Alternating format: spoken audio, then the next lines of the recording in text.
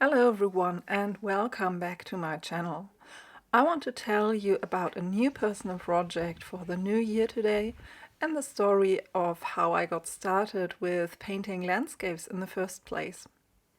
So some of you know that I've already dived into sketching landscapes in 2020, and in the past few months I have quietly rekindled a personal project of mine.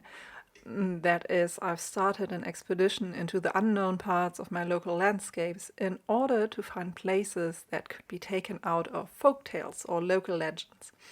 And I then sketched and painted these places that seemed to have the certain qualities that I was looking for.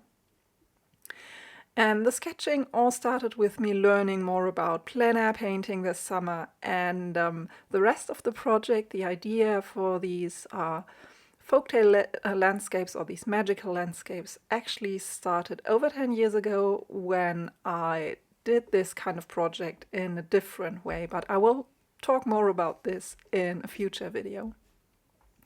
At the moment, my preferred way to explore this topic is through painting in watercolor and gouache. You have seen a few of my painting experiments in past videos. And my reason to do it this way is, since I do a lot of sketching anyway and I enjoy it, it makes sense for me to interpret landscapes with the tools that I use each day. When I head outside, I'm always looking for interesting places, ones that seem to come out of such a folk tale, and then I try to put this to paper, whatever you can call it.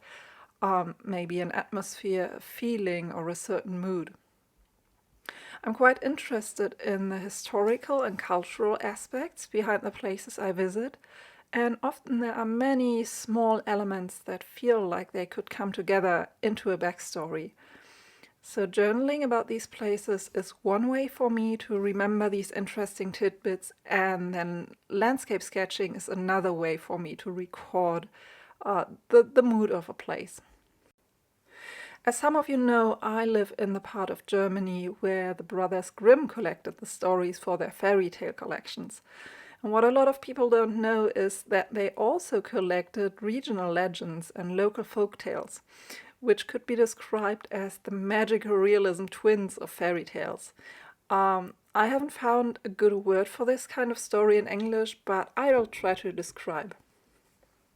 So these stories still have magical elements like wood spirits or supernatural occurrences or beings, but they're much more grim than classic fairy tales. They often don't have a happy ending. They are also less poetic in a way and often rooted more in real historic incidents.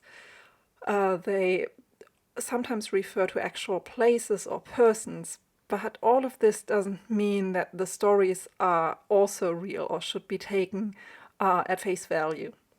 So examples for these kind of legends that have become famous all over Germany are the Pied Piper of Hameln, or Till Eulenspiegel, or the Wild Hunt. So almost every large forest area here has its own wild hunt story, for example. And this connection definitely shows in the landscapes here, although I don't expect to find any real place or real occurrence described in these tales. They are still rather formulaic, and I often have the feeling that I know more or less the same story from the tales that take place in the mountains where I grew up and where we had slightly different but more or less the same stories. So I'm not looking for any direct depictions of these tales in my sketches, but I'm rather looking for the atmosphere that surrounds them. So what I try to do is capture the mood that comes across in these tales, that landscapes can be a stage for all kinds of stories with supernatural or magical elements. Dark woods, murmuring streams, small towns nested in between fields where strange things can happen at night or even in broad daylight. And I'd like to think that I'm a ghost hunter with a sketchbook, waiting for the special atmosphere of a place and being surrounded by it. I like the creepy aspect of these stories and the weird realism that they have. Often the story is rooted in a real place or real person, but then all of a sudden something weird happens, and this seems like the right place for my Ghost Hunter sketchbook. So you've already seen a tiny glimpse of the kind of landscapes that I've shown in the last few months, and I'm currently documenting some of my painting sessions with video so that I can share more about how I make these illustrations and what I've planned for them. So I hope you're interested in the progress of this new project, and as I mentioned, in a future video I'll tell you more about the backstory about this entire thing and how I came to be sort of a landscape ghost hunter this way.